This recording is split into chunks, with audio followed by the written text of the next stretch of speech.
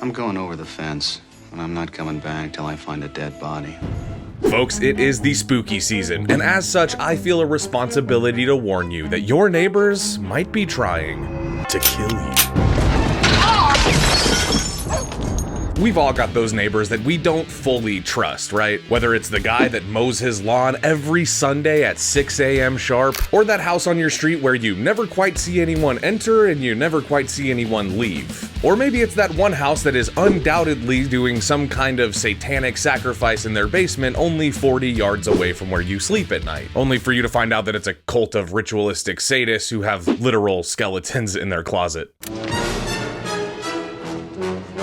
Today, we are going to be talking about The Burbs, one of the most underrated films of the 1980s, and likely one that, if just a few things would have gone differently, wouldn't even exist today. It's a film that highlights a fear that we all have, while still providing laughs, quirky adventure, and a hell of an impressive cast of characters that improvised most of it. So, if you're looking for a cozy yet attention-grabbing movie in the tradition of something like Gremlins or The Goonies, or maybe even like a Hitchcockian thriller, then put on your comfiest bathrobe, pour up some coffee, and light a cigar, because today we are going to talk about what really happened to Joe Dante's The Burbs. That was crazy. Let's get into it. The Burbs is a 1989 dark comedy that stars Tom Hanks as Ray, a regular guy with a week off of work which he wants to spend relaxing and watching baseball up until his oddball neighbor and some local hoodlum convince him that the new neighbors are secretly cultists and are plotting something sinister for the entire neighborhood. I'm telling you, these people are Satanists. As I sit here, they are Satanists. Look. Of course, then Ray decides to spend his week off investigating these neighbors and trying to figure out exactly what kind of danger they might be in. All the while trying to keep his wife from figuring out what he's up to because, frankly, he's a little bit embarrassed by it, you know? Now, while this movie is seen today as a beloved cult classic with a wonderful ensemble cast in Tom Hanks, Carrie Fisher, Rick Ducommun, Corey Feldman, and Bruce Dern, it started off as a project that was deeply affected by off-screen events that sabotaged the entire production. At one point, there was no way that this movie was gonna get made. And if you ever found yourself watching this movie and being charmed by the fact that it all takes place on a single suburban street cul-de-sac that spans like less than a 1-mile radius, you have the talents of the cast and crew for finding a way to make it all work. And let's break down what really happened there. See, this movie was in production in 1988 during one of the most extreme Hollywood writer strikes in film history. Ironically, this may be what made the movie as loved and good as it is today, as the inability to get script rewrites or proper screenplay supervision led everyone on the set to resort to improvised dialogue, exposition, and story elements that remained organic to each scene. But that's not all. Due to these restrictions, the movie also had to be shrunk down into being what I would call a snow globe movie, where the entire thing takes place inside of this small, concentrated area. And even in movies that have done this, usually there's a scene or two that cuts outside of the affected area so you can see what's going on in the world while the story is taking place in its own world. Not here. This is all shot from the perspective of this one cul-de-sac. Now, in theory, this would minimize the film's scope overall, but I actually do think, again, that it makes the movie even better. In the documentary, There Goes the Neighborhood, it's revealed that the production was originally planned to shoot in multiple locations, following the Klopek family on some of their exploits outside of the neighborhood, and checking in with Carol and family at the lake house from time to time. Instead, in the movie, when somebody leaves the neighborhood to go to work or go on a trip to the mall, they're just gone from the movie until they come back. The camera, the story, and all the details just don't exist outside of Colonial Street on the Universal back lot. I actually think this adds to the movie's overall mystery, and it does make the entire thing feel a little bit more dreamlike and at points nightmarish. As Ray and Art assemble their neighborhood watch crew to investigate the new neighbors, the mystery is thickened by us as the viewer not knowing what goes on outside of the neighborhood. Like, imagine if they showed the eerie Dr. Klopek leaving for work, and then we get to see that what he's actually up to is just being at work. It would shatter the mystique. The way that it plays out in the movie is even better, because when the Klopeks leave for work, we don't actually know where they're going or what they're up to. And the paranoia that Ray feels turns into something that we feel. Maybe they are just going to work at the university as they said. Or maybe they're doing exactly what we and Ray think they're doing. Murder. I hope that sounded ominous. Now, comedy movies get made with improv all the time, and I'm sure some of you aren't as impressed as I was to learn that most of the jokes in this movie were made up on the spot by the actors. I mean, hell, most of the great comedies in the last few decades at least have had a significant level of improv to them. But for those movies, it's usually by design. They have writers, they have talent that can change the script, but the actors improvise because, well, they have the chops and funny bones to do so. Where a movie like Anchorman is almost one big improv show, it was also meant to be that way from the very beginning, with freestyle comedy all-stars like Will Ferrell and Paul Rudd attached to it. For this movie, the improv was done out of necessity, not choice. And it's not like the cast of actors in this movie were known for the yes and style of performance. This also meant that the director, Joe Dante, was forced to rework the movie's already short shooting schedule to film the movie scenes sequentially. As in, they filmed the scenes in the order they happen in the movie, which is definitely not something you see very often in Hollywood productions. But it allowed for the improvised scenes to follow naturally and allow for carryover context during the film. If Rick Ducommun makes a joke about something as improv in one scene, the context of that joke will carry over into the next scene naturally, like it would in a real conversation. And here is a quick montage of some of my favorite improvised moments in the Burbs. Do not mess with suburbanites because, frankly, we're just not going to take it anymore. I've never seen anybody drive their garbage down to the street and then bang the hell out of it with a stick. I've never seen that. You know, you look like a chicken in front of your son and everything. Your son. Ours throwing garbage all over the street. Your mom and I are having a conversation. If you... What? No visitors, no deliveries. What do you think they're eating over there, Ray? I find one more, just one. I'm gonna catch him and staple his ass shut. They know that we know that they know that we know. Yes, it does matter. You did it, but they don't suspect me. I'm only trying to take a nap. I'm only laying here with my eyes closed trying to get goddamn sleep. I want to kill everyone. Satan is good. Satan is our pal. Hang around. Be lazy. Listen to the ball game and, drink a couple hundred beers and maybe smoke an occasional cigar. You know, we're not going to be content to look after our lawns and wax our cars, paint our houses.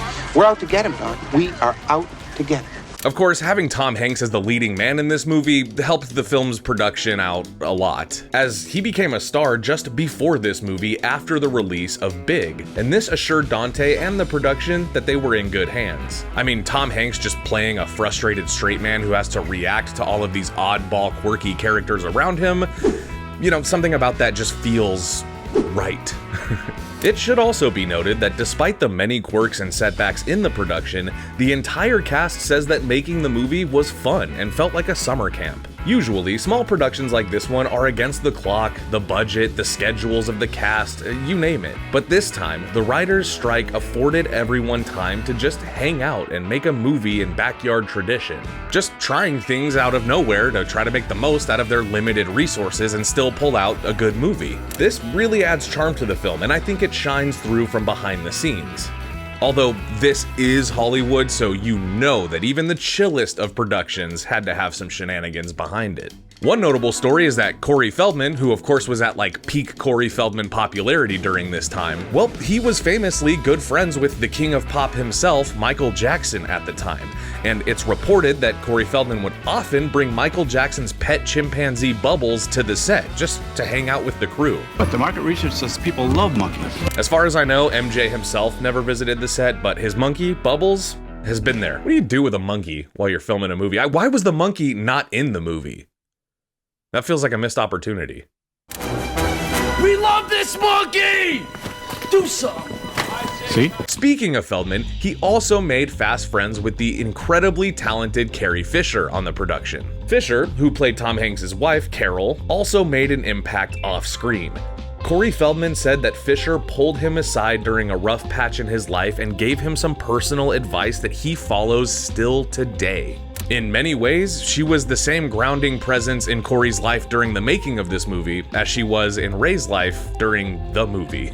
I just think that's really sweet, so, shout out Carrie Fisher, rest in peace. God, I love this street.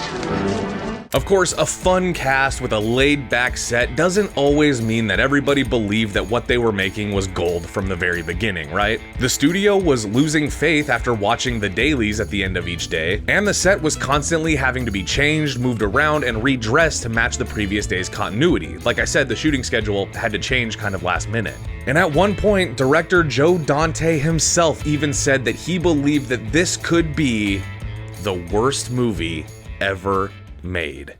You don't really get very many that are quite as concise as this. The New York Times said, "The Burbs is as empty as a movie can be without actually creating a vacuum," which is a pretty good line. But it pretty much summed up the general reaction to the movie. I think like Dave Kerr liked it in the Chicago Reader. That's about it. Now look, Joe Dante's the man, and he's right about a lot of things, but when it comes to this, Joe, you couldn't have been more wrong. This is easily one of his most underrated films and one of the most underrated films of the decade.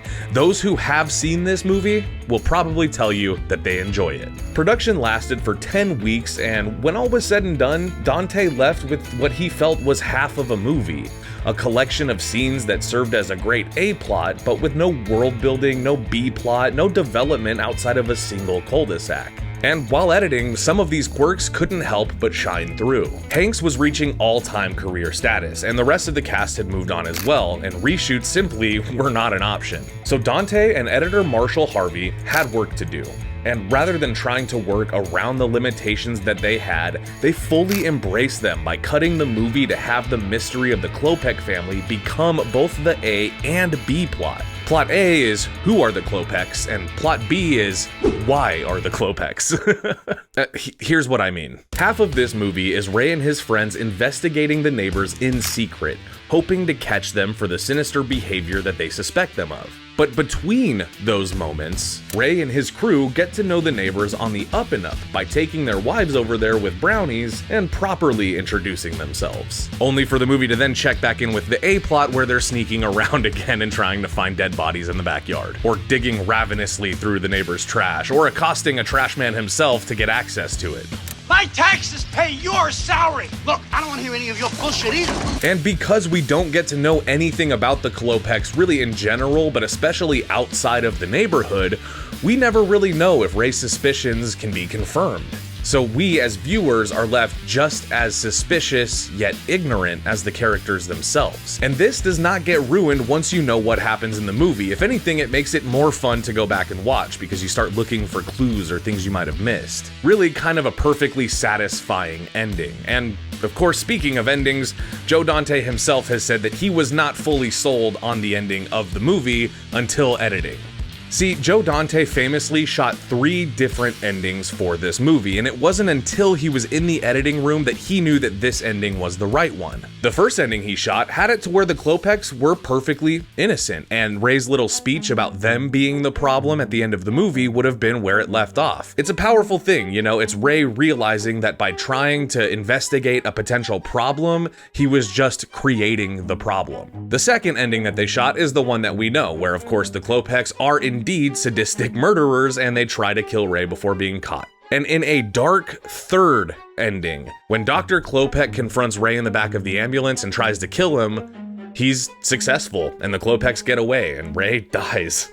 I'm glad they didn't go with that one. In fact, out of the 3 versions that they shot, I'm glad that Dante gave us the happiest version of that ending. We should keep an eye on the neighborhood for me. And as recent as 2025, this year itself, Peacock has announced that they intend to bring the Burbs back into the home. That's right, Peacock will be rebooting the Burbs as a TV series. And I honestly don't know if I'm excited about this yet, but I am keeping an open mind. I think that the key is gonna be to stick with the tone of this movie. It kinda has to feel like Amblin Entertainment production, like it has to feel like a Joe Dante piece. And if it doesn't, you might be losing the whole point of the movie, and at which point, don't bother, you know? Don't. But Joe Dante gave his blessing, which must mean that what they pitched to him makes sense to him. So I'm hoping for the best, and I do kind of look forward to seeing that first trailer. But while we're on that subject, you guys should comment below who you would cast as like the cast of a Burbs remake, because I don't think that they've said who they're getting for this movie, and I definitely have some ideas of my own on how they could do it to make it good. So whether you love The Burbs for its dark humor, its interesting history, or just the fact that it exists when against all odds it shouldn't have, now you know the full story of what really happened to Joe Dante's The Burbs. And that's all I got for you guys. Stay safe out there, have a good one, subscribe for the best in movie content, like the video if you liked it, and I will see you in the next one. Bye-bye.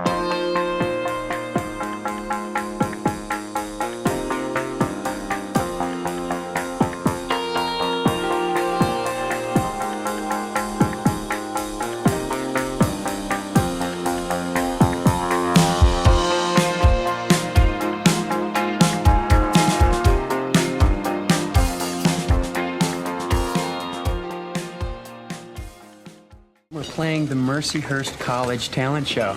It's gonna be hilarious.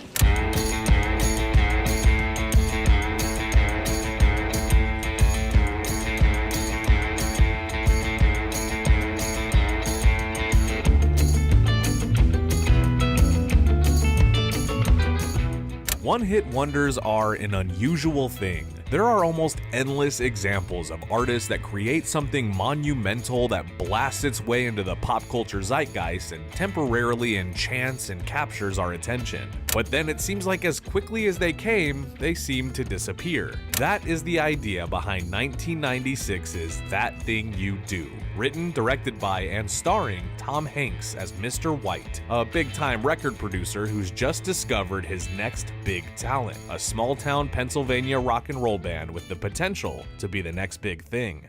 Award-winning music group.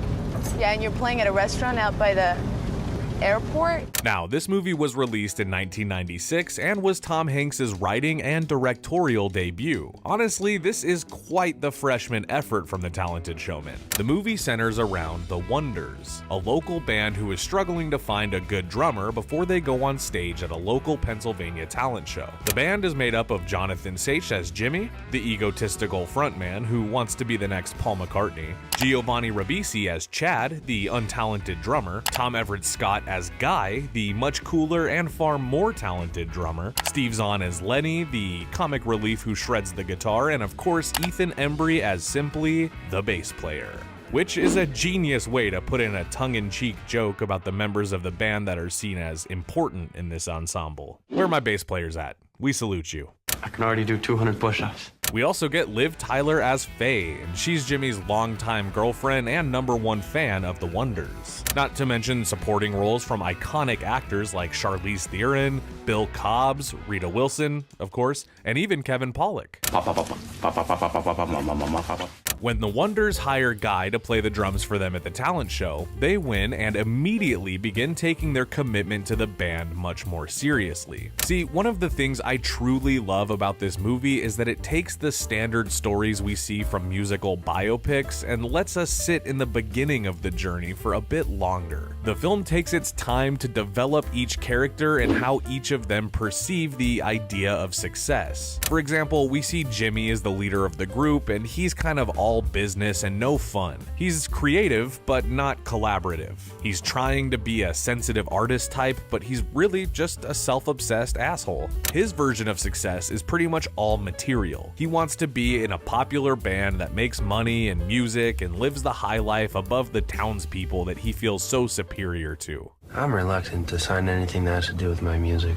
Now, Guy is a jazz man. He works at his father's appliance store and he just wants to make great music with his friends and hopefully meet some of his idols along the way. And Faye sees success as building something wonderful together with Jimmy and the band simply enjoying their lives. That's it. None of these ideals are seemingly at odds with each other until the band really starts seeing some success from their music. And this movie is not like a biopic about a fictional band. If anything, it's like a slice of life from the perspective of a one-hit wonder.